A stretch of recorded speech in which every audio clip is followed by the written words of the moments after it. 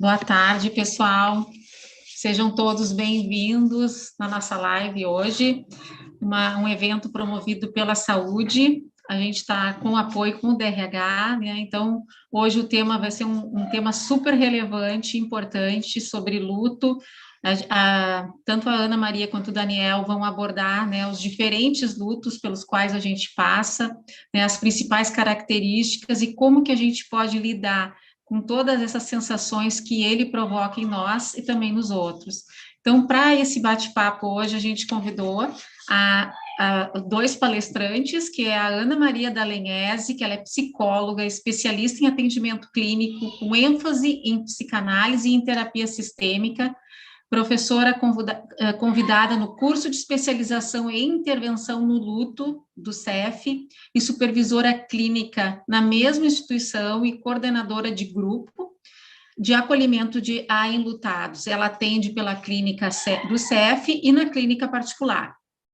E o Daniel Chaves Vieira, nosso colega também, médico, psiquiatra pela Universidade Federal de São Paulo, Escola Paulista de Medicina. Possui mestrado e doutorado em Psiquiatria e Ciências do Comportamento pela Universidade Federal do Rio Grande do Sul, e ele atua, então, como médico psiquiatra da Justiça Federal e do Tribunal Regional Federal da 4ª Região. Antes de eu passar a palavra para Ana Maria, só queria combinar com vocês que a gente vai fazer a apresentação do conteúdo e quem quiser fazer alguma pergunta pode colocar no chat, que eu vou repassar as perguntas no final, né, tanto para o Daniel e para a Ana Maria, que a gente vai, então eles vão apresentar o conteúdo e no final a gente vai fazer um bate-papo, mas vocês podem ir colocando as perguntas que depois eu repasso para eles. Então, um ótimo evento para todos nós e, por favor, então, Ana Maria... Opa, desculpa, é o Daniel que vai iniciar. Desculpa, Daniel. Muita satisfação, obrigado, Gênesis. Primeiro, agradecer a oportunidade, a gente está falando de um tema tão importante, tão delicado nesse momento, né? E eu começaria dizendo que tem um aforismo antigo em medicina, né, que fala assim: curar algumas vezes, aliviar o sofrimento quase sempre e consolar sempre. Então, assim, acho que imbuído dessa máxima que tem mais de 500 anos na prática médica e que se estende também para a prática de vida social, vida familiar, vida no trabalho. Então, esse consolar sempre, que é um confortar sempre, cuidar sempre, né, é fundamental para a gente poder ter um olhar sobre as questões do luto e tudo mais que envolve, e para a gente avançar nessa tarde tocando nesse tema tão importante. De cara, assim, eu acho que é um exercício de empatia, assim, porque senão fica as pessoas enlutadas, as pessoas que perderam familiares, a questão da morte. O luto, se a gente bem trabalha ele, essa é a nossa proposta para hoje, a gente vai ver que é uma questão que toca a todos nós, eu diria quase todos os momentos, né? Entender o luto e lidar bem com ele é entender todas as perdas que a gente pode ter na vida e tudo que a gente é capaz de aprender e daí em diante lidar melhor em outros momentos. Então, na realidade, assim, a pergunta seria talvez quem é que não está de luto no meio dessa pandemia, né? Alguns perderam sim, familiares, mas outros perderam a possibilidade de ir e vir para vários locais, outros perderam vários tipos de situações de vida, e isso tudo vai ter um impacto no nosso emocional que a gente pode lidar bem ou nem tão bem assim. Eu acho que é importante a gente trabalhar isso. O luto é uma coisa, portanto, muito natural, né? Se a gente for pensar, a própria desenvolvimento, não só a perda de um relacionamento, um emprego, uma função de destaque no trabalho, outras tantas coisas que a gente pode ter que lidar com esses lutos, o próprio desenvolvimento da vida normal também já nos repete a isso. A adolescência, que é tão complicada às vezes, além das questões hormonais que, enfim, mexem, mas também é um luto da infância, né? Aquele adolescente, às vezes, também não vai poder mais brincar com as coisas que brincava quando criança e vai se atrapalhar com as coisas da vida adulta. Então, é um cenário complicado, é uma forma de luto, né? O envelhecer, perder algumas coisas de saúde e tal, também é uma forma de luto. E se a gente lida bem com os lutos da vida, todos eles, a gente também vai ter uma maior capacidade de lidar com o luto da questão da morte, né? Que eu acho que é importante a gente falar, ainda mais nesse momento de pandemia e tudo mais. Falando especificamente, então, do tema mais, assim, talvez mais difícil, né? Porque talvez a questão humana que mais nos conecte seja a própria questão da morte, né? Esse é o nosso maior medo e a nossa única certeza, né? Então, assim, enfrentando e lidando bem de trazer esse tema à tona, a gente tira o tabu sobre ele e a gente consegue, a partir disso, viver melhor. Os estudos em psicologia, de tanatologia, de Tânato, lá do personagem grego, né, da morte e tal, existem toda uma ciência da tanatologia que ela justamente, muito ao contrário do que alguns possam pensar que tem alguma coisa de mórbida, ela é uma ciência para poder nos ensinar a viver melhor. E é isso que a gente está para poder lidar. E lidando com o luto da morte, eu queria ampliar nosso exercício de empatia para um olhar mais histórico, né? E eu vou começar, então, trazendo um caso real de uma pessoa que faleceu na pandemia. A Sophie, 26 anos, faleceu na pandemia, estando, inclusive, grávida. E o seu pai relatou assim, eu vou ler as palavras reais do pai. Hoje à tarde, recebemos a notícia de que a pneumonia do vírus nos tirou a nossa doce Sophie.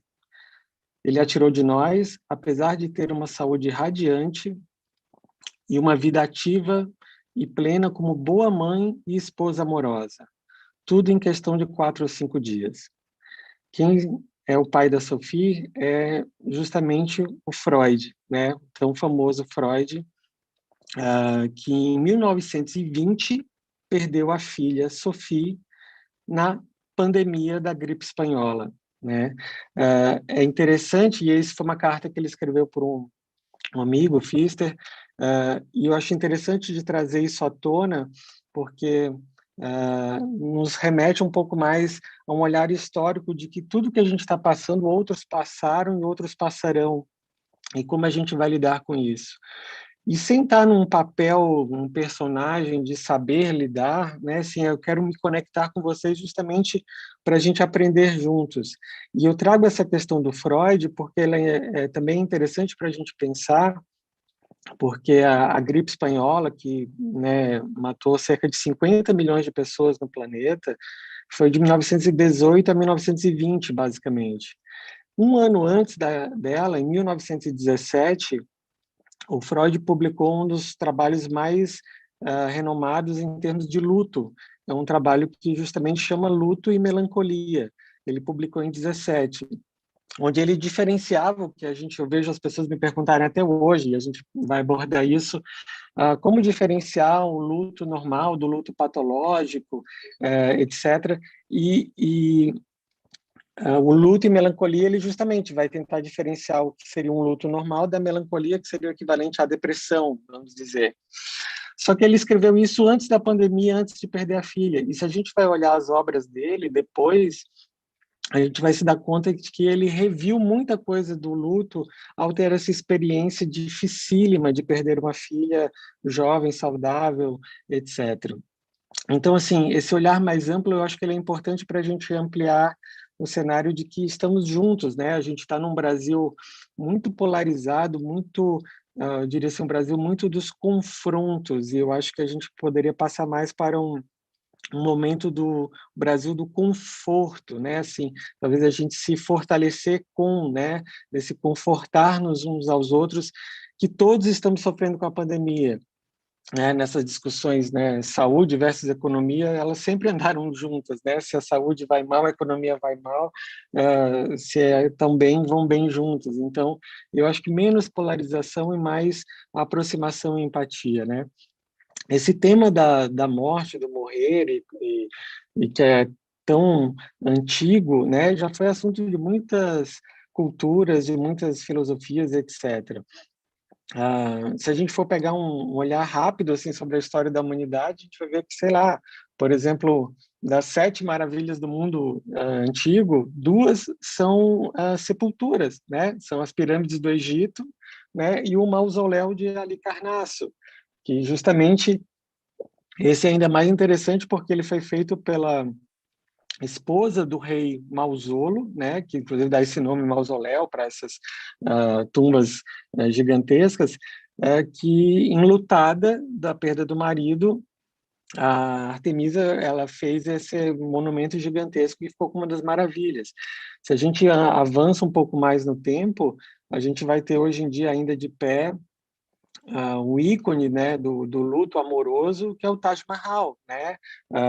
O Shah Jahan lá, o rei lá perdeu a sua esposa, com quem ele já tinha tido 14 filhos e muito sensibilizado com isso, em 1600 alguma coisa, fez lá o Taj Mahal lá na Índia, etc., que é uma forma de tentar elaborar aquele luto, fazendo essa questão grandiosa, né? E diversas culturas a gente vai tendo isso. A gente for olhar mais recentemente, a gente já tem toda a história de vestir preto, ficar com véu, etc. Isso muito, né, vindo aí numa cultura mais ocidental lá da era vitoriana, da Rainha Vitória, que perdeu lá na Inglaterra o rei Alberto, seu esposo, e ficou o resto da vida lá vestindo preto e tal. E tinham muitos protocolos, né? Então, esses fatores culturais, eles vão ser importantes para como que a gente vai lidar, né? E isso vai ser fundamental nesse contexto atual da gente. Eu vou chegar lá. Então, assim, as religiões, as culturas sempre nos deram protocolos de como a gente lidar com o rito, então, com o luto. E aí isso muito em ritos, né? Assim, do tipo, tem tanto período que vai vestir preto, vai fazer isso, vai ter a missa de 7º dia, vai ter tal coisa, vai ter o velório desse jeito e tal. E são formas diferentes de a gente poder se estruturar nesse momento tão delicado da perda de alguém para poder seguir em frente. A gente vai ter em diferentes culturas, já que a gente está falando de uma pandemia, né? O planeta inteiro, então, está nisso, nesse exercício de se conectar com as diferentes culturas. A gente vai ver que outras culturas lidam de uma forma para nós muito estranha com a própria questão da morte, né? Ah, então, por exemplo, sei lá, para não ir muito longe, assim, aqui nas Américas mesmo, a gente tem ali no Caribe, na Jamaica, o luto, ele tem muitas vezes algum ritual das 9 noites, onde 9 noites depois do falecimento de alguém, as pessoas vão na casa da pessoa, e tem música, e tem uma certa festividade, e para nós é um pouco estranho, mas é uma forma de elaborar aquele luto, né? No Equador, quando imagina crianças até 8 anos falecem, eles fazem o chigualo, que é uma cantoria com danças e tal, para poder fazer essa passagem da criança. Então, assim, são cenários bem diferentes, em contextos diferentes, né? Os judeus têm o hábito de rasgar um pedaço da roupa, simbolicamente ali.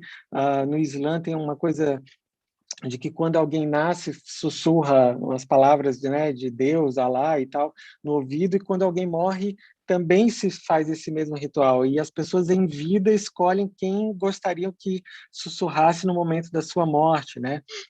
Então, são várias culturas, várias questões diferentes. Se a gente for ver a própria questão do lidar com a morte, em termos de Estado, da coisa pública, também ela foi mudando de uma forma interessante, né? A morte já foi um espetáculo, basta a gente olhar o que era o Coliseu, onde as pessoas iam lá para assistir pessoas morrendo, né? E isso era aplaudido, isso era visto como uma coisa da cultura, né? Naquela mesma época, depois ali, as crucificações, e depois, se a gente avança um pouco mais, as guilhotinas lá, a Revolução Francesa e tal, sempre promovendo mortes públicas, né? E isso fazia parte, e as pessoas tinha uma outra forma de lidar com morrer ao ver isso. Não que alguém vá defender isso hoje, mas para a gente entender. Eu pensando em termos de Brasil, talvez uma das últimas mortes publicizadas pelo Estado, talvez que me veio à tona, foi um pouco a história do Lampião e da Maria Bonita, onde ficaram expostos e tal, né? Porque a gente vai ter aí um cenário da história mais ou menos recente, por exemplo, a partir da ditadura, a gente começou a não ter mais aquela morte pública como se via, né? A gente passou a ter os desaparecidos, né? Aí começou a se esconder, né? E isso já tem reflexos, causa e consequência de mudanças culturais incipientes. Se a gente pensa na vida privada das pessoas, né? Aí a gente tinha até pouco tempo atrás os velórios em casa, né? Então eram famílias grandes onde muitos filhos, muitos avós, né, tios, muitos parentes e tal, sempre tinha alguém que acabava falecendo e esses velórios aconteciam dentro de casa, na sala, etc. Então, de alguma forma, na cultura também o tema da morte estava muito presente, as crianças, de alguma forma, viam aquilo, às vezes assustadas, às vezes lidavam mal, mas muitas vezes conseguia se tratar mais do tema. A gente foi tendo uma mudança cultural e isso também foi desaparecendo, assim como desapareceu da esfera pública, desapareceu o cenário do morrer ali, um pouco da vida privada. A gente passou a ter mortes hospitalares, né? Então, cada vez mais em velórios em locais que trabalham com isso exatamente. Então, ficou uma coisa mais distante da intimidade do lar das pessoas. Ah, isso vai dando um cenário diferente. Com a pandemia agora, a gente tem um cenário que até essa estrutura nova ficou, porque a gente não consegue ir no hospital, a gente não consegue fazer o velório do jeito que estava, então se observa uma certa desestruturação desses ritos, que eu estou trazendo esse olhar histórico, para a gente poder perceber que a nossa angústia na pandemia, talvez para lidar com isso, também tem a ver um pouco com essa perda também, né, esse luto dessas estruturas que a gente vinha culturalmente acostumados a ter, né? A gente tem vivenciado, né, como já diria lá o Jean Paul Sartre, né, assim, nós estamos condenados a ser livres. E essa liberdade de poder não seguir algum rito engessado A ou B ou C, de certa forma é uma liberdade, mas ele fala condenado a sermos livres porque também nos gera um pouco mais de angústia, né? Ah, Dentro desse contexto todo, a gente então vai estar num momento que acho que a Ana vai comentar um pouco mais do momento atual, mas assim mais delicado para poder trabalhar as questões do luto. Como eu falei, assim, muito me perguntam, né, mas o que é o luto normal, o luto patológico e tal? A medicina, para valer, ela começou a estudar essa questão da morte, do morrer, do luto, da década de 60 na Inglaterra para cá, tá? Então, assim, cuidados paliativos e essas questões do enlutamento é uma coisa muito recente. Então, é por isso que eu coloquei a questão do Freud ali no início, de que a gente tem um embasamento, mas a gente também está aprendendo junto, né? Em 69, teve a psiquiatra suíça-americana lá, Kubler-Ross, Elizabeth Kubler-Ross, que fez aquele trabalho que é sempre um ícone, né, sobre a morte e o morrer, onde ela traz as fases da terminalidade, e também são processos do luto, que é aquele clássico que muitos já ouviram falar, né, da negação, a barganha, a raiva, a depressão e a aceitação, que seria o ideal, né? Ah, não vou me detalhar tanto nisso, assim, mas só para a gente enxergar isso na prática, para não ficar uma coisa teórica, né? O que seria, por exemplo, a negação? Como que seria uma forma de uma negação de lidar com a morte, né? Né? A gente vai ter aí uma repetição, a nossa tendência a repetir as formas como a gente vivenciou outros lutos. Lembra que eu falei? Então, assim, assim como a gente educa, forma a criança para tantas coisas da vida, formar ela para o luto também é uma forma de prepará-la para lidar com o luto difícil que possa acontecer e prepará-la, sobretudo, para viver melhor. Como eu estava dizendo, assim, a questão da negação. O que pode ser, por exemplo? A criança tem um pet lá, um cachorro, um gato e tal. Adora aquele pet. Um dia o cachorro, o gato morre. No dia seguinte, a família, não, mas tadinho, a criança é pequena e tal, não vai dizer o quê. Nossa, como é que a gente vai? Ganha um cachorrinho novo. Né, ganha um pet novo. Não tem um espaço para elaborar aquele luto, não tem um espaço para se entristecer com aquela perda e já ganha um novo. Isso a gente está numa certa negação do que aconteceu, né? Por mais que ela possa vir a gostar do cachorrinho novo, ela não vai substituir aquela perda, né? Aquele afeto que ele era único, né? Então, aí essa mesma criança, depois na adolescência, ela terminou um namoro, o que ela vai fazer? Vai sair naquela noite e vai começar um outro namoro, seja lá o que for, seja bom, seja ruim, entende? Porque a gente não conseguiu aprender a tolerar, a vivenciar essa experiência do luto, que precisa, né, um contato com o sofrimento dessa perda, né? Realizar um trabalho, né, de fato de luto. Então são esses mecanismos que podem acontecendo, que vão nos fazer às vezes lidar mal. E eu acho interessante a gente perceber essa tendência a uma repetição. Se eu lido mal com a perda da minha infância, entrando na adolescência, com a perda de um animal de estimação, um relacionamento, um emprego, provavelmente o falecimento de alguém eu vou também ter mais dificuldade. O caminho inverso é interessantemente válido também. Se eu aprendo a lidar melhor, e essa é a nossa ideia, o que a gente pode aprender com um falecimento de alguém, eu vou também conseguir lidar melhor com a perda de um relacionamento, de uma mudança no trabalho, de outras tantas coisas, porque aí eu vou estar justamente lidando melhor com as perdas da vida, né? E isso nos conecta de uma forma bem interessante para saber viver melhor, né? Ah, Aranha, mas assim, ok, eu estou com um familiar ou eu estou passando por uma situação de perder alguém, quando que seria essa questão de entender como uma necessidade, uma busca de uma ajuda profissional, quando encaminhar, quando não? Ah, eu diria 4 tópicos, assim, talvez para ajudar a nortear um pouco mais, aí vai naquelas dicas práticas, assim, né? Uma das questões para ver se alguém está num luto, indo mais para um luto complicado, um luto que chamaria de patológico, né? Um luto complicado persistente e tal, que a gente tem usado mais esse termo, 4 coisas para observar. Uma seria a intensidade dos sintomas, né? Alguém que pode estar no primeiro dia de luto, mas alguém que está questionando se vale a pena ela própria seguir vivendo ou não diante de uma perda, essa intensidade está demais e talvez mereça uma ajuda profissional.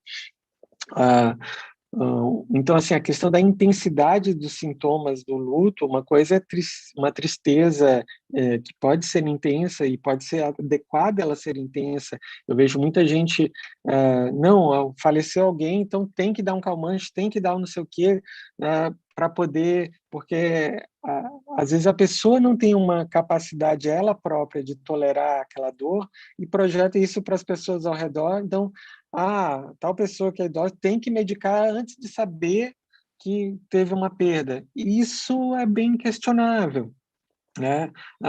Eu acho que, então, assim, a gente tem que observar, estar junto para poder ver como que a pessoa está lidando, mas uma coisa seria observar se a intensidade desses sintomas diante de uma perda não podem passar do ponto, né? Mas com uma boa margem de tolerância, principalmente diante do contexto de ser recente, etc. Outra questão seria a duração, o tempo. Isso já é muito discutido, isso mudou em critérios diagnósticos, né? Assim, se seria quantos meses, etc. Já teve época que se considerou 2 meses, depois 3, depois 6, um ano. Hoje em dia estaria mais para se observar, assim, eu diria, alguém que sofre muito, de uma forma muito intensa, mesmo anos depois, talvez não esteja lidando bem. E se não lidar bem, não quer dizer que vai precisar de qualquer coisa de medicação, etc., né? Não confundir lidar mal com o luto com uma necessidade de medicar. Aí é fundamental a questão da terapia, para poder justamente fazer esse trabalho de elaboração disso, né? Um outro aspecto, então, eu falei assim, a intensidade do sintoma, o tempo, né? Outra questão é a funcionalidade, o quanto que nesse processo de luto a pessoa consegue se manter minimamente funcional, está conseguindo tocar a vida, ou ela não, está paralisada há tanto tempo e tal diante do luto. Seria, então, observar. Eu gosto de colocar um quarto elemento que seria, digamos assim, a capacidade que a pessoa está tendo de vivenciar prazeres, né, efetivos, né? Tem gente que, às vezes, segue sem uma intensidade absurda de sintomas, o tempo vai se arrastando ali mais ou menos, a pessoa fica funcional, mas ela, depois daquele luto, fica com pouca capacidade de vivenciar prazeres, e isso pode ser um indicativo de que mereça ah, rever isso. Às vezes a coisa, por exemplo, da Covid, a gente tem às vezes situações de pessoas que, eu estava com Covid, acabei passando para um familiar que acabou falecendo, a pessoa às vezes lida mal com isso e se sente, digamos, culpada e pode embarcar numa de se condenar não por se permitir mais prazer, sabe? Tem algumas coisas que a gente tem que ter muito cuidado, que pode ser necessário um acompanhamento de uma terapia e tal, para poder ajudar a lidar melhor com tudo isso, né? Eu costumo dizer assim que ninguém que eu, né, como médico, acompanhei várias situações de pessoas acabarem falecendo, etc, assim, mas eu nunca vi ninguém desejar, né, perto de morrer, desejar permanecer como fonte de um luto patológico para alguém que ama, né? Eu já vi até gente assim que estava com muita raiva de alguém que queria que essa outra pessoa ficasse se lembrando daquilo e daquilo, que normalmente não acontece, né? Desse desejo da pessoa que já é sintomático acontecer, mas assim, alguém que ama não vai querer ficar como um peso para a pessoa nesse luto patológico. Então, tem muito mais a ver com a gente, como que a gente lida, do que a relação com a pessoa em si, né? Pensando tudo isso, né, indo para a questão assim, o que que a gente pode aprender com essas experiências, né? E como eu disse, o saber da medicina, da psiquiatria e tal, acho que a gente tem muito a aprender enquanto sociedade. Eu gosto de ter um olhar também até para o mundo das artes, para a gente poder aprender com isso, né? Eu gosto muito, assim, me marcou muito, eu tenho um decoro, assim, há uns 20 anos, um poema do Cassiano Ricardo, um brasileiro dali do modernismo e tal, já está com 100 anos, sei lá, que ele escreveu isso, mas que trata muito dessa sabedoria que a gente deve ter diante dessa dor intensa do luto, né? É um convite à serenidade, né? De enxergar que o tempo passa e que passa inclusive para nós, e como que a gente vai poder refletir serenamente diante dessa dor. Ele ainda dá uma brincada um pouco com o Hamlet, né, o ser ou não ser lá com a morte, vivendo a caveira, mas para poder dizer assim para vocês, essa obra chama, bem curtinha assim, é O Relógio, né, que fala justamente dessa temporalidade que é para todos nós, não para aqueles só que a gente perde, né? E o Cassiano fala assim, diante de coisa tão doída, conservemo-nos serenos. Cada minuto de vida nunca é mais, é sempre menos. E ser é apenas uma face do não ser, e não do ser. Desde o instante em que se nasce, já se começa a morrer.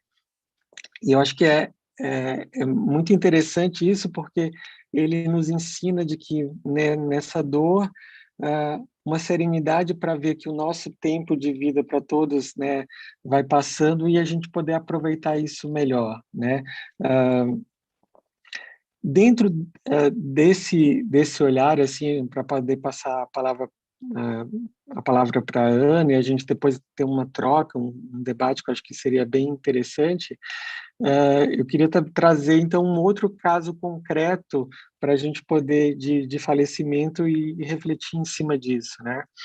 Não sei se acompanharam, mas o psicanalista famoso, Contardo Caligares, colunista da Folha, etc. Ele faleceu agora em março de 2021, né? E ele tem um relacionamento com a Maria Homem, que é psicanalista também e tal, e ela escreveu depois da morte dele, assim, contando um pouco da relação, porque ele já vinha doente e etc. Então, teve um certo como que lidariam com isso. E a história é basicamente assim, na relação entre eles, ela sempre trazia, né, de uma forma amorosa, assim, nossa, não posso viver sem você, o que seria de mim sem você e tal, e eles ficavam um pouco nessa brincadeira, e com a notícia do adoecimento dele e tal, acho que um caso de câncer, etc., que foi, né, sendo difícil de manejar, o que vai ser de mim sem você começou a se tornar mais concreto, né?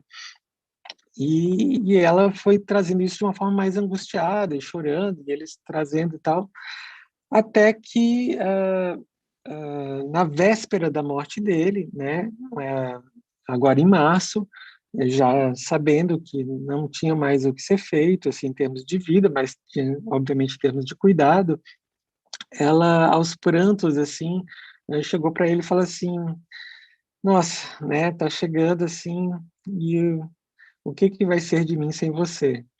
E ele, que já estava bem fraquinho, debilitado, mais lúcido, olhou para ela e respondeu: vai ser o que você quiser. E aquilo, né, fez ela parar de chorar, né, na hora e tal, e enfim, ele faleceu no dia seguinte. E é um pouco isso que eu acho que da gente aprender, né, assim, a finitude para todos nós, né, assim, então a gente enxergar que isso acontece, de que é difícil, é doloroso, mas é também um momento que nos coloca numa certa autonomia para a gente ver o que a gente está escolhendo fazer das nossas vidas, né? É justamente enxergando a finitude que às vezes a gente consegue também regular a nosso emocional para não se estressar tanto, não se desgastar tanto com algumas coisas, né? Eu vejo gente que muitas vezes vai gastando vida com uns estresses assim como se fosse, né, eterno, né? E isso às vezes chama a atenção. Olha, a vida está passando e a gente precisa talvez regular. Então também o lidar com o luto também é uma forma de a gente poder se conectar com isso, e eu acho que é nessa ideia de que a gente deve fazer da vida o que a gente quer, enxergando, né, os limites dela, assim, que eu queria fechar um pouco a minha fala agora, para dar tempo na sequência para a gente trocar mais ideia, né? Agora eu vou passar então a palavra para a Ana, se a gente quer colocar mais alguma coisa, e aí a gente segue, mandem perguntas, questões para a gente seguir debatendo. Nós já temos perguntas, vamos segurar para o finalzinho, então, né, Daniel? Como a gente combinou, acho que é melhor assim. Então, pessoal, podem ir fazendo, que aí no final a gente coloca as perguntas aqui para os dois conversarem, tá bom? Porque esse tema também é super importante, com certeza o pessoal vai suscitar aqui algumas dúvidas, enfim. Então, Ana, contigo. Tá ótimo, então. Muito obrigada pelo convite, muito obrigada, Daniel, pela tua fala. Eu acho que faz a gente viajar um pouco, né, em como é que a gente chegou nesses tempos em que a gente está lidando de uma maneira, às vezes, tão empobrecida com as nossas perdas, né? Eu tenho uma fala de uma menina que ela era uma cineasta gaúcha, a Luíne Nervi, e ela escreveu assim: se a gente soubesse o quanto a vida é passageira, entenderíamos por que o agora se chama presente. E eu acho que a pandemia trouxe para nós, escancarou, esfregou na nossa cara o quanto nós somos vulneráveis. Isso que tu começou dizendo que a gente sabe, a única coisa que a gente sabe da nossa vida é que nós não vamos sair dessa vivos, né? Que a gente vai morrer. Essa é a única certeza que a gente tem. No entanto, até um ano atrás a gente conseguia deixar isso bem recalcado. e a morte era para o outro, era, né, longe da gente, e de repente vem uma pandemia que nos coloca na linha horizontal. Estamos todos perdendo de alguma maneira.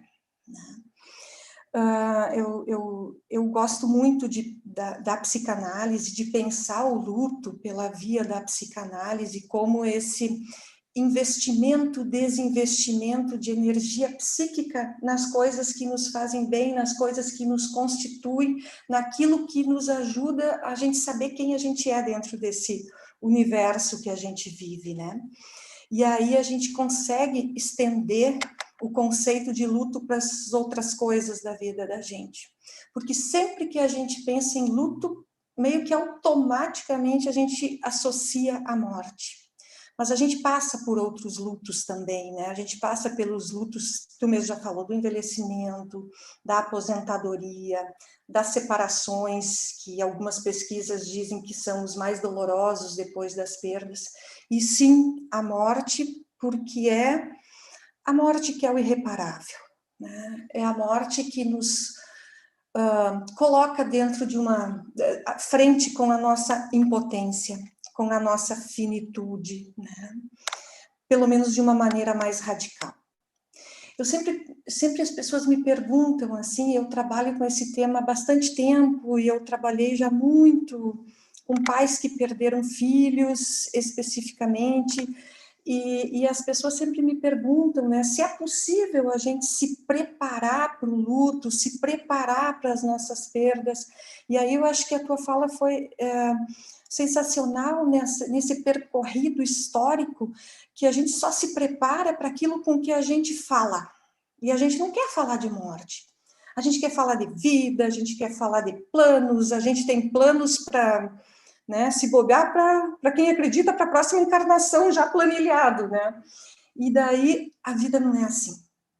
A vida nos, às vezes, apronta umas que não deveria ser só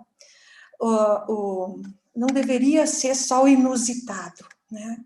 Porque a morte ela não está fora da vida, ela está dentro da vida. O poema trouxe isso e a gente convive com isso também o tempo todo, né? Só que a gente a gente recalca. A gente não quer pensar nisso, a gente não quer saber.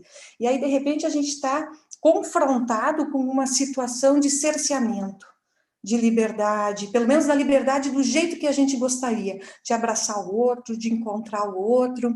A gente vê pessoas perdendo emprego, a gente vê pessoas se separando, a gente vê pessoas morrendo, e a gente precisa lidar com esse impacto. O que a gente faz com isso? O que a gente faz com essas nossas dores que são ocasionadas pelo luto?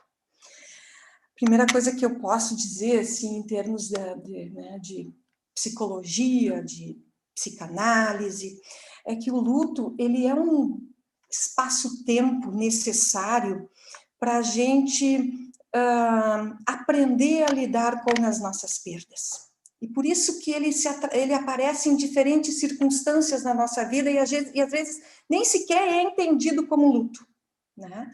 É esse espaço-tempo. O luto só se dá sobre uma base de amor. A gente só sofre por aquilo que a gente se identifica, por aquilo que a gente considera, por aquilo que a gente ama. Se a gente é indiferente à situação, a gente não sofre, né? A gente não sofre. Principalmente na nossa cultura. Tem culturas que, se atinge uma pessoa, atinge a todos. Mas na nossa cultura são poucas as mortes que convocam a maioria das pessoas a pensar. Eu sempre digo assim que trabalhar com luto é trabalhar com vida, com a vida de quem está aqui, com aquele tempo da vida de quem está aqui, porque a morte, em especial, é soberana, né? Ela não pergunta se tu está preparado, se é o momento certo, se tu aceita ou se não aceita. Tem vezes que ela vem e se impõe na vida da gente, né? E é claro que a gente sabe que vive nesse contexto diferentes lutos. Perder um pai, perder o parceiro da vida da gente, perder um filho, Não é igual a gente perder um emprego, ter que trocar de cidade, os ciclos, as perdas que a gente tem nos ciclos da vida, né? Perder um filho é diferente de perder um pai, é diferente de perder um amigo, né? Então, existem diferentes tipos de lutos com os quais a gente precisa lidar. E, no entanto, o que o luto ocasiona, o que o luto provoca nas pessoas, a dor, ela é universal, né? E a gente diz que universal, mas, vamos dizer assim, balizada por algumas dimensões do que a gente vive. A nossa história familiar, a cultura onde a gente está inserido, a religiosidade, se a gente tem ou não tem, o tempo que a gente vive. Nós vivemos um tempo de muita individualidade, um tempo de correria, um tempo de não ter muito tempo para sofrer, né? O tempo do imediatismo, né? E o luto, a primeira coisa que ele requer do enlutado é tempo. Mas não só tempo. Tempo cronológico e investimento, né? O Freud também, no texto que tu trouxe, ele traz para o luto a palavra trabalho de luto, né? Que convoca o enlutado a agir. E como é que se age nesse sentido, né? Eu sempre digo assim que o luto, ele tem... Eu gosto de pensar nesse conceito, assim, de que o luto tem... A gente já falou... Primeiro falou de fases, depois não eram fases, depois falou em outras tentativas de classificar, né, e de estudar e de entender. E eu gosto muito na ideia dos tempos do luto, né? O luto, ele se inicia com um tempo onde a gente precisa realizar a perda, seja ela qual for. A gente precisa entender o que aconteceu. É um tempo onde a gente se faz muitas perguntas: por que comigo? Por que na minha casa? Por que na minha família? O que eu fiz de errado? O que eu podia ter feito diferente? Ele é um tempo assim que ele exige muita energia psíquica para a gente não sucumbir à dor da perda. Porque luto dói muito.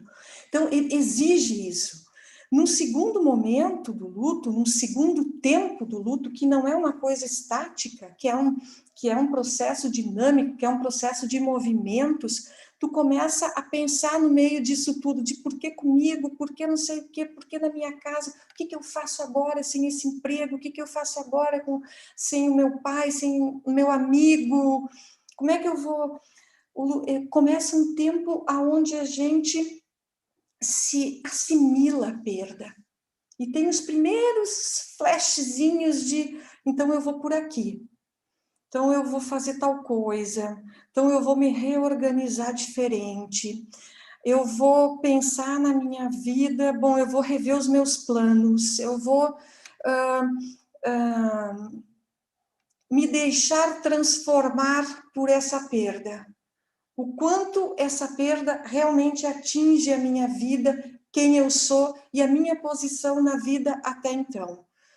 Passa por um tempo que a gente devia deixar o enlutado hibernar, sabe? O tempo que fosse para poder se pensar nisso, né? Aí vem um tempo que depois que ele assimila, vem um tempo onde ele concretiza a perda. E aí é um tempo de muita sensibilidade, porque é um tempo onde a gente conhece muitas vezes só quando passa pelo processo. Porque assim, ó, quem é que sabe sobre as perdas? Quem está passando por elas, mais do que todo mundo. A gente só vai, nós, enquanto profissionais, só vamos saber do quanto essa perda está sendo impactante se a pessoa conseguir nos contar. Então, nesse tempo de concretizar a perda, que é quando a gente entendeu, assimilou, trabalhou com a nossa impotência diante do fato, trabalhou com a realidade que se impõe, a gente começa a concretizar e a pensar em como é que vai ser daqui para diante, como é que vai ser a minha realidade. Por que é um tempo de muita sensibilidade? Porque às vezes a gente muda, assuntos que nos interessavam deixam de interessar, planos que a gente tinha perdem o sentido, coisas que a gente queria conquistar deixam de ser tão importantes, a gente se transforma, coisas que não tinham valor começam a ter um valor essencial na vida da gente, a gente começa a se olhar no espelho e dizer, nossa, como é que eu quero viver? Como é que eu quero viver? Né? E aí chega um tempo em que a gente continua, que é diferente dessa coisa que a gente diz, tem que seguir, vamos lá, vida que segue. A gente continua. E de 2017 para cá, a gente tem falado em vínculos continuados. É aquele momento da relação onde a gente permite, sim, lidar com as nossas perdas e com os nossos mortos, sem ter a necessidade de ter que esquecer, botar para baixo do tapete, fazer de conta que não aconteceu, onde a gente começa a entender que as pessoas que morrem e que saem da nossa vida, ou que os acontecimentos que fazem a gente ser quem a gente é, não precisam necessariamente serem colocados de lado, mas eles podem ser incorporados, diria a psicanálise, na nossa vida, como também uma marca de transformação, de crescimento. E esse momento de continuar é um momento onde cada um sabe o que daquela pessoa que se foi vai ficar guardado em si. E como é que isso vai ficar guardado? Né? Que se ficar guardado como um peso ou uma dor muito grande, a gente fala no luto complicado. Se ficar guardado como uma lembrança que, sabe, a dor e a delícia de sermos quem somos, de ter as experiências que nós tivemos, fica guardado de uma outra maneira na vida da gente. Tem uma outra coisa que eu gosto sempre de falar sobre o luto, que o luto passa pelo nosso corpo. Né? O nosso corpo, a nossa psique também é afetado pelo luto. Seja ele por lutos, por perdas por morte, seja ele luto por outros tipos de perda que a gente tem e que não pode ser desconsiderado. E nenhuma perda pode ser desconsiderada. A perda do nosso pet que estava dentro da nossa casa todos os dias há 15 anos não é para ser desconsiderada. A perda do nosso ídolo não é para ser desconsiderada. A perda daquele irmão que tu fazia uns 10 anos que não falava, quando tinha uma relação muito boa, não é para ser desconsiderada.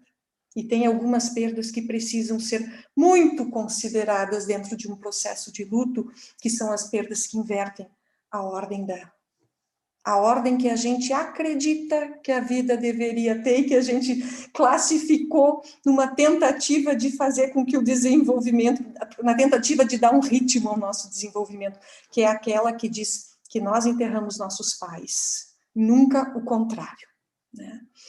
E quando eu digo que o luto passa pelo corpo, ele passa sim, ele passa pelos nossos sentimentos e nos entristece muito.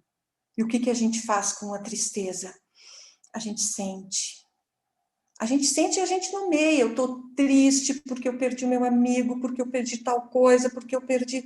A gente reconhece essa tristeza. A gente oscila naquele momento de não acredito que isso aconteceu comigo e isso aconteceu comigo. A gente precisa de tempo. A gente tem dificuldade, às vezes, para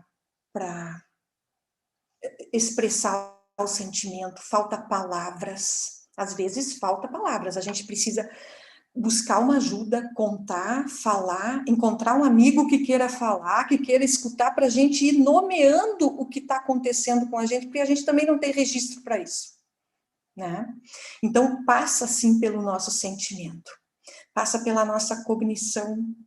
E eu acho tão importante que a gente fale sobre vida e morte, luto, dentro de todos os ambientes que a gente está inserido, porque assim, a gente pode, às vezes, nunca fazer parte de determinado grupo. Talvez a gente nunca vá trabalhar, sei lá, eu numa escola ou num hospital, mas aonde a gente estiver, a gente vai lidar com pessoas em processo de luto.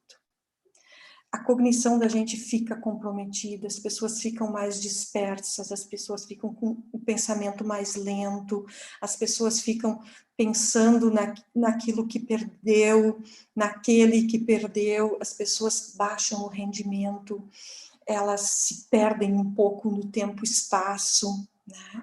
Aí tu vai dizer, mas isso acontece, e se alguém disser assim, gente, às vezes eu me sinto assim também, eu não perdi ninguém, eu estou dentro de casa, seguro. A gente está perdendo muita coisa, a gente está perdendo convivência, e isso a gente não pode fazer de conta que não está acontecendo nada. Tá sim, a gente está mais irritado, a gente está cansado de estar dentro de casa, a gente está cansado de não poder ir abraçar, então às vezes a gente cansa. A gente está horas e horas na frente dessa tela, é o jeito que a gente tem de se encontrar, né? E que bom que a gente tem esse jeito, eu não sei o que seria de nós se nós não tivéssemos isso, né?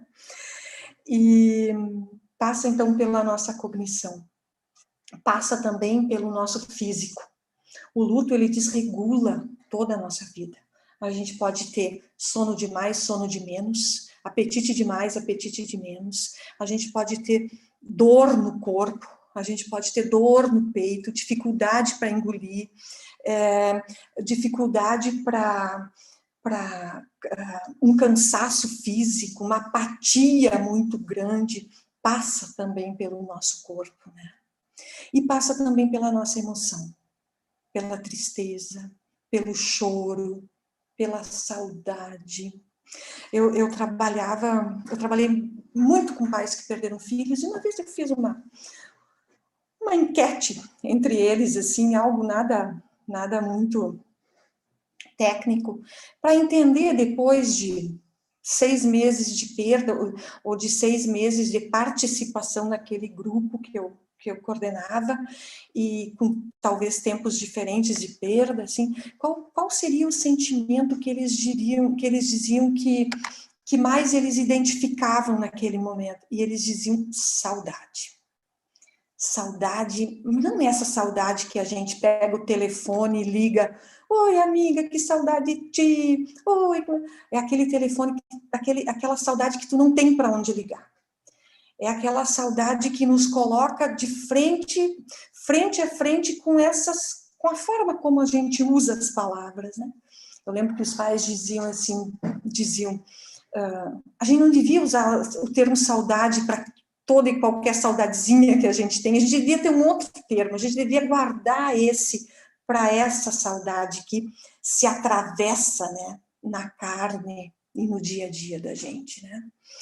Então, lidar com o luto não é uma coisa simples, e talvez por isso que às vezes a gente queira deixar tão fora da vida da gente, por isso que a gente às vezes gostaria que tivesse um remédio para o luto.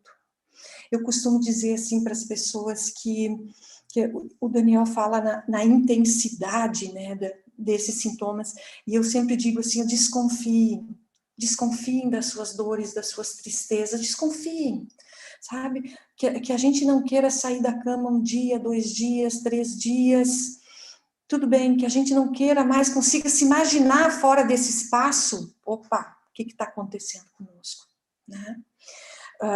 Eu aprendi também que luto por morte não é problema. Uma vez um pai disse assim para mim, Ana, descobri que luto por morte não é problema. Eu digo, não é problema, problema a gente resolve, ele disse. Então, tem algumas coisas que por si só estão resolvidas, e o que nos resta diante disso é aprender a viver. Aprender a viver. E eu sempre penso assim que a proximidade com o tema morte, ela pode ter vários impactos na vida da gente, né? Que a gente pode dizer, bom, mas se a gente vai morrer mesmo, então, né, para quê? Vida louca, né? A gente vai morrer mesmo, então para quê? O outro é que se a gente vai morrer mesmo, então vamos viver. Vamos cuidar um do outro, vamos cuidar da gente, vamos rever os nossos valores, vamos rever a nossa prática de trabalho, vamos rever as nossas relações, vamos rever isso, vamos viver intensamente. E eu que acompanho o tanto que as pessoas fazem falta na vida uma das outras, eu digo que viver intensamente é uma saída bem melhor do que a vida louca, né? Mas a gente costuma fazer aquilo que a gente consegue, né? Outra coisa que eu gosto muito de falar também é que a gente não tem uma receita para dizer de como é que as pessoas vivem os seus lutos. A gente já sabe de algumas coisas, né? A gente sabe que a pessoa poder falar da sua perda é importante, né? E às vezes as pessoas dizem, eu não aguento mais repetir isso. Não faz mal. Se tem que falar, tem que falar. Então, é importante que as pessoas possam falar das suas perdas. É importante que elas transformem os seus amores perdidos, não numa coisa intocável, num tabu, não, mas como parte da sua experiência de vida, né? A gente sabe que a gente lida com uma expressão que se chama luto não reconhecido, que são aqueles lutos que socialmente não são reconhecidos ou que as pessoas às vezes não falam, né? Eu quero trazer isso um pouquinho para vocês, porque dentre esses lutos não reconhecidos, há pouco tempo atrás a gente tirou do armário o luto da masculinidade, o luto na masculinidade.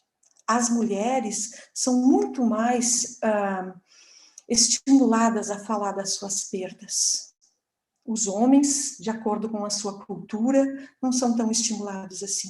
Mas nem por isso eles deixam de sentir ou deixam de pensar. Deixam de, né? Por exemplo, uma mulher quando tem um aborto no início da gravidez, né? Dificilmente alguém pergunta, como é que está o teu marido? Pergunta como é que tu tá. E se forem falar com o marido, pergunta como é que tá a fulana. Ninguém pergunta como é que tá o teu marido.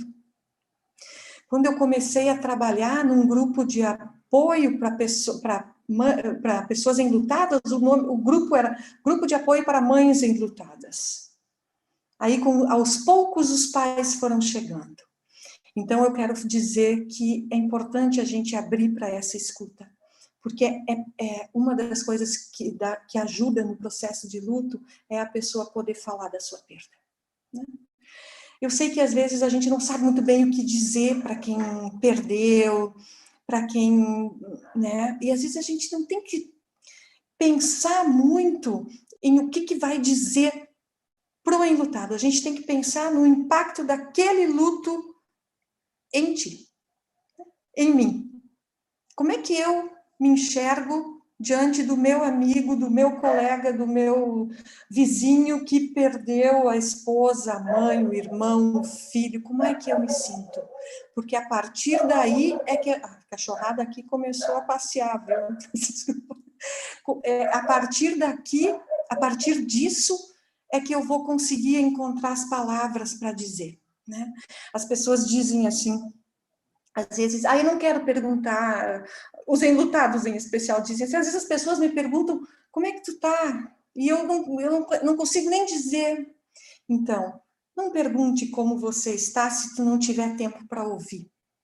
As pessoas precisam falar, e não precisa tornar isso um problema, né? Se for um problema, então, não pergunta, dá um abraço silencioso, né?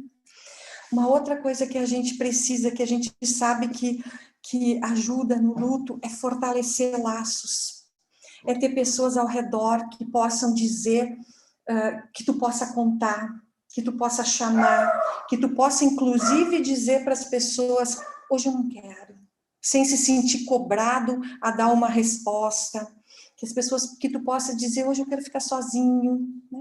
E a pessoa entender, a gente quer ajudar e o cara não aceita ajuda. Não, a ajuda dele agora é ele poder ter um espaço para ficar sozinho. Isso a gente sabe que ajuda bastante as pessoas. Outra coisa que a gente já sabe que ajuda no processo de luto é compartilhar com pessoas que passam pela mesma situação. Eu gosto muito de trabalhar com grupos, então, às vezes, tu buscar um grupo onde tu possa falar, né, sobre a tua perda, com pessoas que passam para te poder enxergar a experiência dos outros e como é que os outros lidam com a perda também, né? Isso também é importante. Cuidar de si, não negligenciar a saúde, não negligenciar porque às vezes a dor da perda é tanta que se o corpo dói, a gente desvia um pouquinho do pensamento, mas não pode negligenciar. Eu sempre digo assim, não tem remédio pro luto, mas tem remédio para falta de sono, tem remédio para ansiedade que às vezes pode atrapalhar o pensamento, tem remédio para regular o apetite, tem remédio para outras coisas. Só que o médico precisa saber que tu está passando por um processo de luto e que aquilo tudo que tu está sentindo desencadeou depois que tu perdeu o emprego, depois que tu te separou, depois que tu terminou o noivado, depois que tu teve uma perda econômica muito importante na tua vida, depois que tu descobriu um diagnóstico de uma doença, ou que tu sofreu alguma situação no teu corpo onde tu ficou com uma deficiência adquirida, ou que tu soube que tu vai ter uma deficiência na tua família, né? As pessoas precisam saber, porque às vezes a gente fica tratando determinados transtornos que eles têm uma causa. E quando a gente sabe a causa e quando a gente reconhece a causa, fica mais fácil para quê? Para a gente ser generoso com a gente mesmo e com a nossa dor. Para acolher a nossa dor.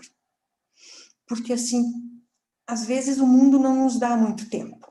Tu perdeu a pessoa, tu tem que voltar a trabalhar, tu precisa voltar para a vida, tu precisa voltar para o teu cotidiano. Como é que eu faço isso? Ok? Para algumas pessoas, essa convocação do mundo ajuda bastante e está tudo bem. Para algumas pessoas, às vezes, é impossível e está tudo bem também. Cada um vai precisar do seu tempo, vai ter que diminuir o seu ritmo, mas para isso tu vai ter que estar em contato com o teu sentimento. E o luto requer isso. Ele requer que tu te dê o tempo, né? Senão acontece que nem o Daniel falou lá do passarinho. Compra outro passarinho, compra outro cachorrinho, troca de marido, troca de parceira, troca de não sei o quê, e fica ali naquela coisa que está sempre na iminência da perda, e, né, não fica nenhum trabalho. O que acontece? O que acontece na vida da gente? Talvez a gente tenha que parar e se conscientizar um pouquinho de que, bom, eu estou passando por um processo, eu estou precisando de ajuda, eu não quero falar para os meus amigos, para as pessoas que eu estou falando, então eu vou buscar uma ajuda específica, né? O luto, a gente não usa mais a palavra patologia para o luto, porque o luto em si não é patológico. Ele é um fato da vida, ele é universal, ele é individual, ele é singular, né? E ele tem as suas características. A situação do luto pode vir a adoecer uma pessoa? Pode, mas o luto em si não é doença, não é uma patologia, não é né? É um processo da vida e a gente deveria falar mais disso. A gente tem que lembrar que o luto é singular, que isso significa, o que essa singularidade traz para a gente? Que cada um de nós vive, ainda que seja uma perda compartilhada, de uma maneira. Porque essa perda compartilhada, ela tem um significado único para cada um das pessoas envolvidas, que é singularidade, né? E tu tem um jeito, de acordo com a tua estruturação psíquica, de acordo com as experiências já vividas, de acordo com as tuas experiências de vida, de lidar com essas perdas. Então, ele é singular, ele é individual, mas ele não precisa ser solitário. O Daniel começou falando que talvez a gente devesse agora viver menos polarizado e mais confortados, né? E eu acho que é um pouco isso também, né? Eu acho que a gente pode pensar nisso também, que é individual, que é singular e mas que não precisa ser solitário. E por que eu gosto de frisar isso? Porque às vezes no ambiente aonde se perdeu o pai, tem 3 irmãos e tem a mãe. Cada um vai sentir de um jeito, porque aquele pai tinha um valor real na vida das pessoas, né? Ou aquele filho, quando perde um filho e a esposa lida de um jeito, o pai lida de outro, os irmãos lidam de outro.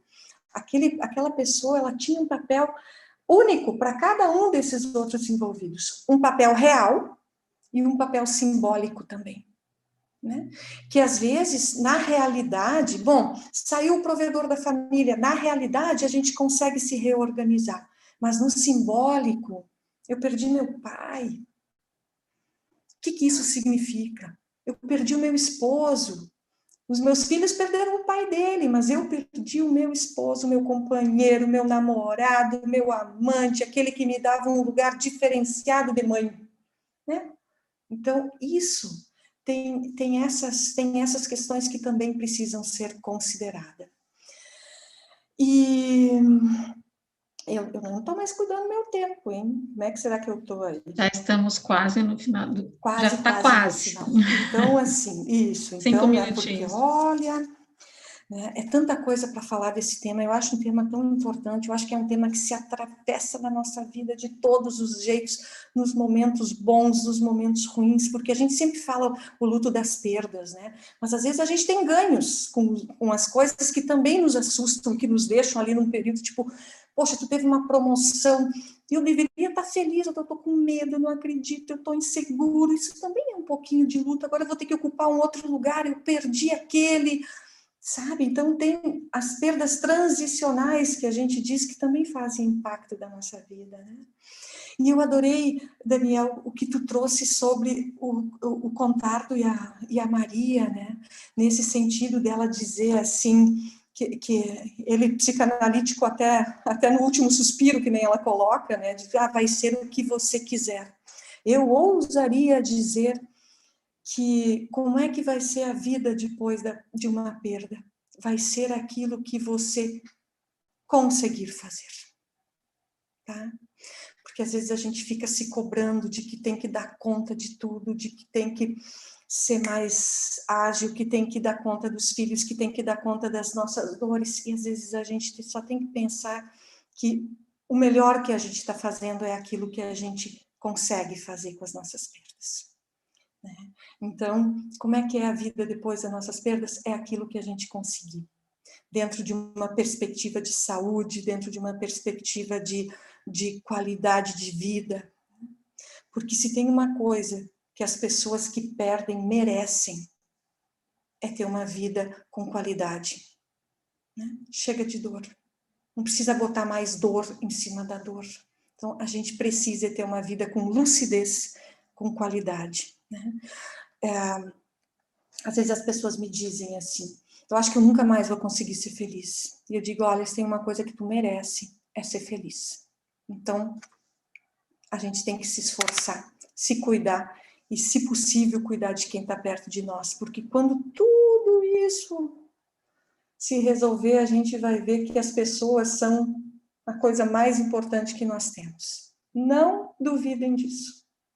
Claro que a gente quer ter as coisas, quer viajar, e acho excelente, porque isso nos qualifica.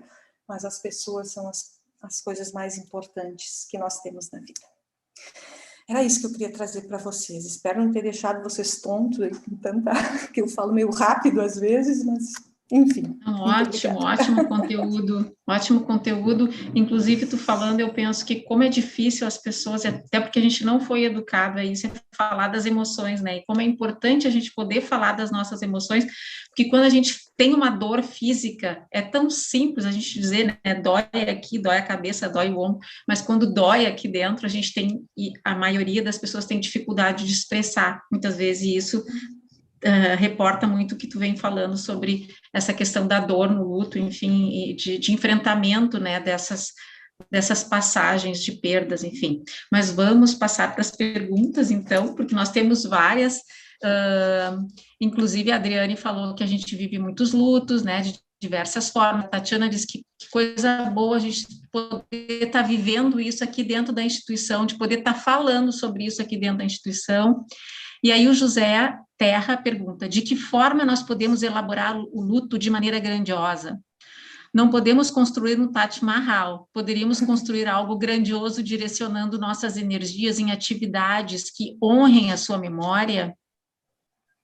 E aí ele continua dizendo ali, em uma sociedade moderna com menos protocolos religiosos, sociais, etc., e proximidade, poderiam os colegas de trabalho auxiliar a estruturar esse momento delicado e desestruturado? É a mesma pessoa que perguntou. Aí, fiquem à vontade, Daniel e Ana Maria, para responder. Eu não sei, como é o nome da pessoa que perguntou? José Terra. José, eu fiquei pensando assim, o que é uma forma grandiosa? Né? Porque, assim, eu acredito que isso é uma forma que dê significado àquilo que tu está vivendo de maneira especial. Para algumas pessoas, é uma forma grandiosa de elaborar o seu luto, de viver o seu luto, né? Que agora a gente já sabe que elaborar não é necessariamente esquecer, superar, deixar para trás, né? Mas que é de incorporar essas perdas às suas vidas com qualidade, né? Para algumas pessoas, uma forma grandiosa é tatuar a imagem do filho no peito, escrever um livro, marcar o lugar onde ele gostava com a vida dele. Sabe que agora eu fiquei pensando uma coisa, já vou passar para o Daniel, vamos ver se ele pensa mais alguma coisa nesse sentido. Sabe que eu fui num parque em Londres, uma oportunidade que eu tive que ir lá, e todos os bancos dos parques eram feitos em homenagem, das famílias em homenagem a pessoas que tinham falecido. E tinha um banco em especial que tinha a trilha de sonora que aquela pessoa amava. Então, tu chegava lá com teu iPhone, não, com teu coisinho lá, tu conectava com teu... E conectava e tu escutava num lugar assim onde tu enxergava, né, um espaço enorme assim, e tu escutava a trilha sonora das músicas que aquela pessoa que estava ali gostava. Então, eu acho que grandioso é aquilo que faz sentido para ti. Só complementando, então, eu acho bem interessante trazer essa questão da grandiosidade, porque, assim, já na própria pergunta já tem um engrandecimento, né, assim, com a experiência difícil do luto, e é um pouco essa proposta de a gente aprender com as coisas difíceis da vida, né?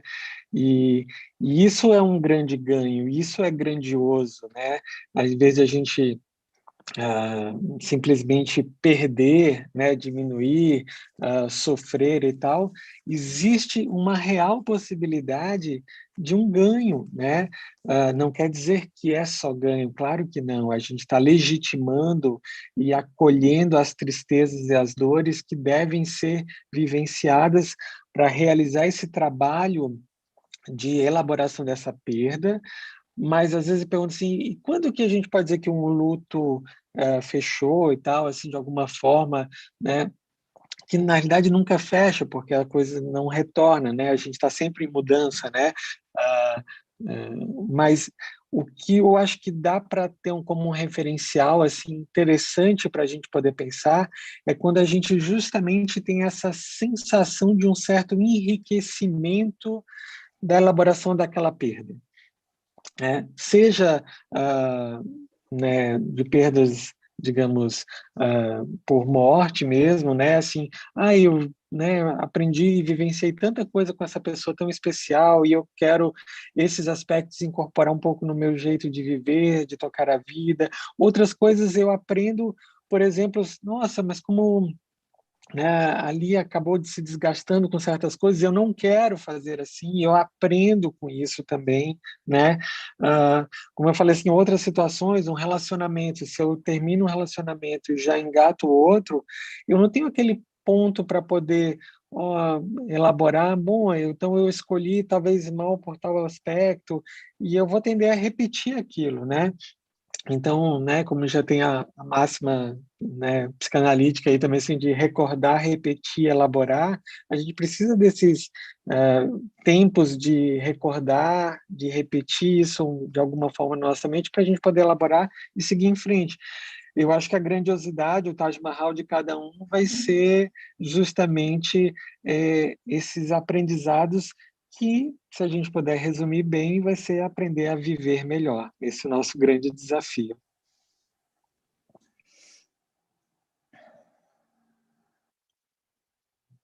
Teu microfone. Tá, a Tatiana pergunta, qual seria o papel da instituição frente às perdas e aos lutos de colegas? As perdas podem ser momentos de grande crescimento, ela acrescenta também ali. Eu penso assim que as instituições, sejam elas quais forem, deveriam ter alguns protocolos para esse tipo de coisa, no sentido de o que fazer, né? Para a gente, não sei se, enfim, se vocês têm, espero que sim, mas de poder falar, porque é quando a gente pensa nisso, é que a gente consegue pensar no que se vai fazer. Às vezes, né, enfim, e daí dentro das realidades as coisas vão se organizando. Eu conheci instituições que tinha grupo de pessoas que poderiam ser acionadas e que conseguiam falar bem sobre o assunto, que gostavam de falar sobre o assunto e que eram acionados como se fosse um grupo de colegas para apoio para aquela pessoa enlutada, né? Diferente tipo de contexto, né? Mas eu acho que é reconhecer, dar espaço, validar as perdas que acontecem com os colegas. Se tu é próximo do teu colega, continuar conversando com ele, perguntando se pode ajudar em alguma coisa, se oferecendo para ajudar, às vezes até nas coisas práticas da vida, né, mas também nas emocionais, dar espaço para falar, ser escutado, né? A gente sabe que, bom, o trabalho tem que acontecer e com isso, né, mas existem muitas maneiras da gente poder fazer isso, né, e às vezes é organizar nesse sentido. Às vezes até do reconhecimento público, né, de como é que a instituição se manifesta diante de uma perda, em que situações de perda a instituição se manifesta, né? Só complementando, então, assim, acho que quando a gente fala de instituições, assim, eu acho um pouco concreto, e é concreto mesmo, assim, a gente parece estar vendo o prédio, coisa. A gente está falando de pessoas, né, pessoas que convivem, que trabalham juntas e tal, e é difícil, né, nesse convívio do trabalho, né, aqueles colegas, alguns são amigos íntimos, outros são colegas, mas, assim, como fazer, e eu vejo muito essa dúvida, né, talvez seja o mote da pergunta de como é que eu faço para, de alguma forma, ajudar se eu sei que algum colega teve alguma perda, etc., né? E aí entra em alguns assuntos assim que talvez a gente não tenha tanto o protocolo de como fazer, mas talvez assim a gente tenha mais como talvez não fazer, e aí eu vou exemplificar, né?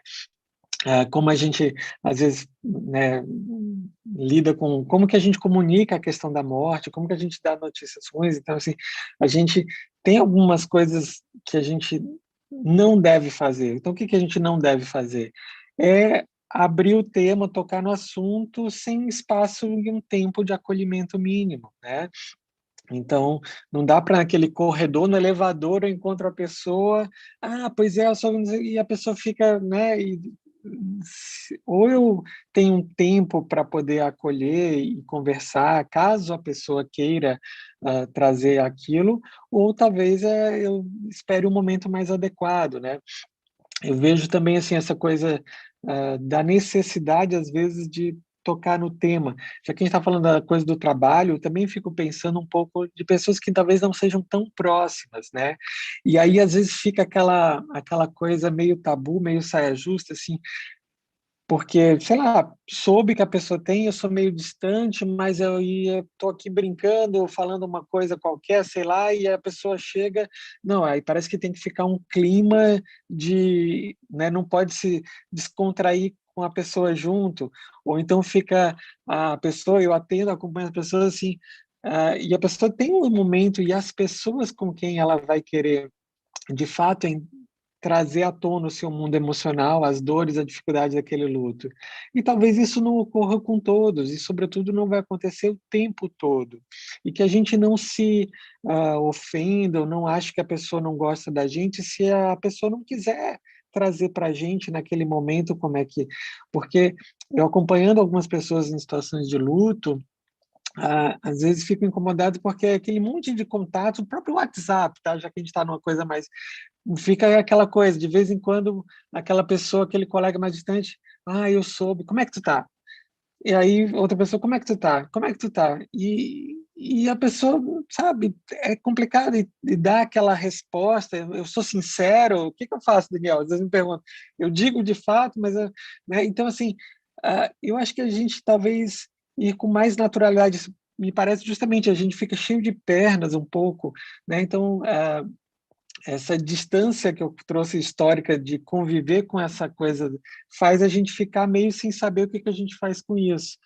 Eu diria que, de alguma forma, a gente está se fazendo presente, né? Trazendo um pouco, às vezes até a própria pessoa trazer um assunto e ver o quanto que a pessoa está se respondendo, está querendo trocar ideia, né? Assim, né, tu viu tal coisa, que mandar uma mensagem, assim, mas muito mais, assim, fazendo uma conexão e não obrigatoriamente colocando ela em papel de enlutado e eu como alguém que vai, como é que tu tá? Entende? Assim, acho que são alguns cuidados leves importantes. Se eu, tu viu tal coisa e tal, a pessoa e começa a trocar mais ideia e daqui a pouco aparece o assunto. Ou não aparece. Então, acho que respeitar a vontade e o tempo, eu acho que é importante. E, sobretudo, a gente não começar a criar um tabu de não conseguir tocar em outros assuntos com a pessoa. Às vezes, o que a pessoa enlutada mais quer com pessoas, digamos, um pouco mais distantes, é poder se conectar com outros temas. Ela, até, às vezes, está na sua terapia, está fazendo acompanhamento, está chorando, está se permitindo vivenciar esse luto de uma forma muito adequada, e aí vai para o trabalho para poder também se conectar com outros aspectos da vida. E aí se vem uma sequência de e aí, como é que tu tá? Não, agora a pessoa, né? Então a gente tem essa sensibilidade também dessa forma, tá? Mais questões, Regina? Bom, assim, a gente tem mais algumas questões, deixa eu ver quantas perguntas. Acho que a gente pode aqui mais duas perguntas, então, do Jader, quais as dicas para os oficiais de justiça lidarem com uma sociedade devastada pela maior crise do século? Vamos tomar bens de pessoas enlutadas e falidas.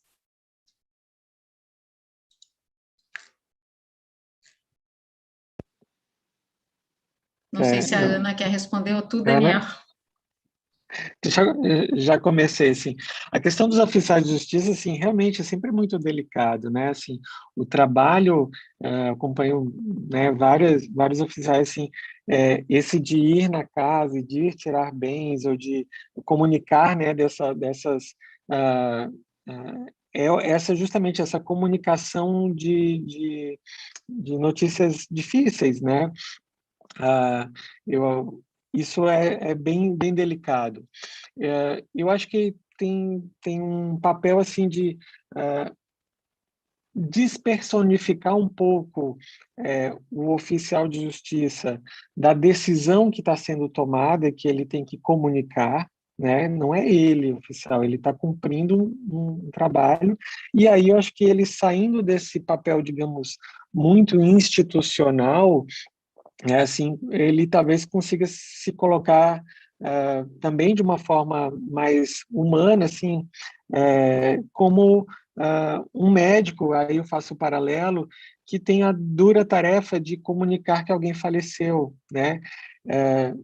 Não é o médico que está tomando a decisão pela morte, ele estava justamente lutando pelo contrário, mas eu posso comunicar para alguém que o familiar dele faleceu com muita empatia, um espaço de acolhimento, de talvez tirar dúvidas, eu posso recorrer a isso, de que forma, assim, dar um acolhimento para aquilo, tolerar eventualmente algum tipo de comportamento um pouco mais ríspido, mesmo uma palavra um pouco mais alterada, claro que dentro de alguns limites, mas assim, entender que às vezes a revolta, a raiva que pode aparecer, que naqueles mecanismos justamente pode aparecer, não é com o oficial, mas é com aquela decisão, né? E eu acho que eu faria esse mesmo paralelo, né? O médico está lutando pela vida e às vezes ele tem que comunicar a morte. E o oficial, por mais sensível para aquela dor, aquela limite daquela pessoa, financeira, emocional, que seja, ele está fazendo essa comunicação, não é uma decisão dele. Eu acho que é uma forma bem humana de a gente poder pensar e tentar trabalhar isso em nós mesmos para poder fazer isso da melhor maneira possível. Não sei se a Ana quer complementar alguma coisa. Não, acho que é excelente. Acho que é isso mesmo, Daniel. Sabe, às vezes a gente faz o que precisa. Às vezes a gente faz o que a gente pode. Se a gente puder juntar essas duas coisas, né, de ter esse cuidado de orientar depois, de fazer isso de uma maneira humanizada, respeitosa, às vezes é tudo que a gente pode fazer, né? Porque, infelizmente, diante do contexto, né? Temos mais duas, então, para encerrar. Do Irineu, que ele pergunta como lidar com o luto e também com as pessoas que dependem de você e que antes dividia as responsabilidades com a pessoa falecida.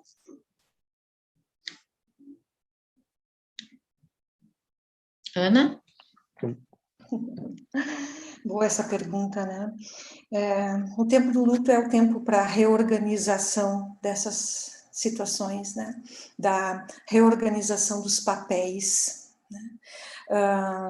Às vezes é isso, tu precisa conversar com as pessoas, redistribuir responsabilidades, redistribuir, buscar ajuda, contar com rede, né?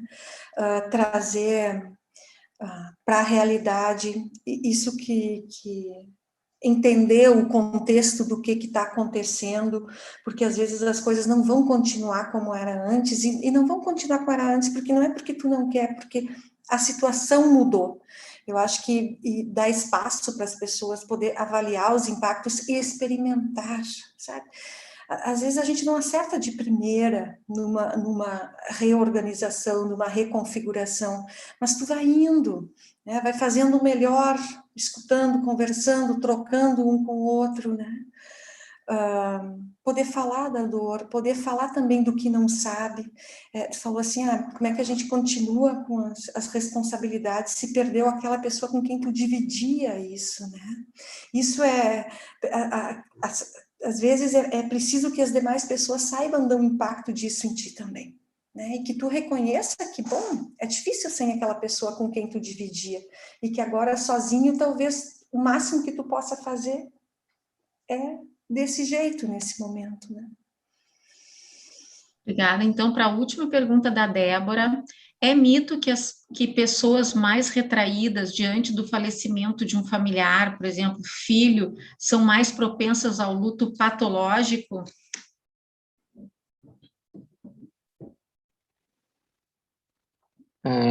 Para colocar, acho que muito complicado de a gente comprar uma ideia de que alguém que esteja mais retraído seja retraído com quem, em que contexto, né?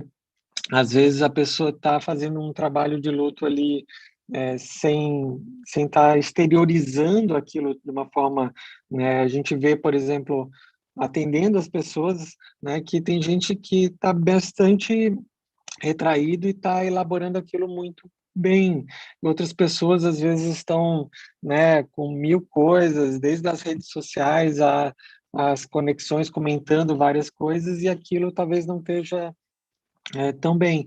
É claro que o retraído, né, assim como tudo que está mais distante, a pessoa que está calada, a gente vai tender a fantasiar mil coisas do que está passando na cabeça dessa pessoa. Isso, o que eu observo é que isso normalmente gera muito mais angústia para quem está ao redor. A pessoa que às vezes está ali, que está chorando, que está dizendo e tal, as pessoas que estão ao redor bom, é isso, então aí, tá, então entendo, então acolho, então dou um abraço, então eu falo alguma coisa, a gente faz. A pessoa que está calada fica uma coisa assim, da dúvida, o que que será que está passando na cabeça dessa pessoa? E a gente tolera muito mal a dúvida, assim, né? A gente fica muito angustiado, né, em cima do incerto. E eu acho que isso gera uma certa ansiedade, uma inquietação. Faz algum sentido a gente pensar que é mais comum as pessoas, pelo menos com as pessoas mais íntimas, que elas possam e que elas consigam trazer minimamente, compartilhar, e aí é nesse sentido do confortar, de fazer essa fortalecimento, esse acolhimento com os outros, né? Então, alguém que não esteja compartilhando nada, de alguma forma pode ser uma questão para pensar, mas eu não compraria a ideia de que 100% dos casos seria algo, né? Ah, acho que tem que ter esse cuidado, assim. Não sei se a Ana quer complementar alguma coisa. A gente fala muito do estilo de cada pessoa em lidar com a realidade, né? E tem pessoas que não são tão expansivas, tão, né? Então, mas isso não significa que ela não esteja lidando bem. Eu acho que tu falaste muito bem. É isso, né? A gente não tem só observando, a gente não consegue chegar à conclusão de que está bem ou mal pela maneira como uma pessoa se expõe ou não, né? Às vezes, acho que o que o Daniel falou está muito bem explicado. Bom, gente, então chegamos ao final do nosso encontro. Quero agradecer muito ao Daniel, à Ana, por estarem aqui com a gente. Esse tema tão importante, tão relevante, ainda mais nesse momento que a gente está vivendo. Sintam-se todos acolhidos, né, por nós, e que a gente possa ter mais espaços para estar falando sobre sobre as emoções, né, sobre os sentimentos, falar mais sobre aquilo que a gente às vezes guarda e não consegue compartilhar, e que a gente consiga também ser empático com os nossos colegas nesse momento, que muitos perderam entes queridos, e que a gente consiga dar esse afeto, esse acolhimento. Então, eu agradeço muito a vocês, um ótimo final de tarde, e gratidão aí, Daniel e Ana, e até uma próxima vez, tá bom? Um abraço, gente, tchau.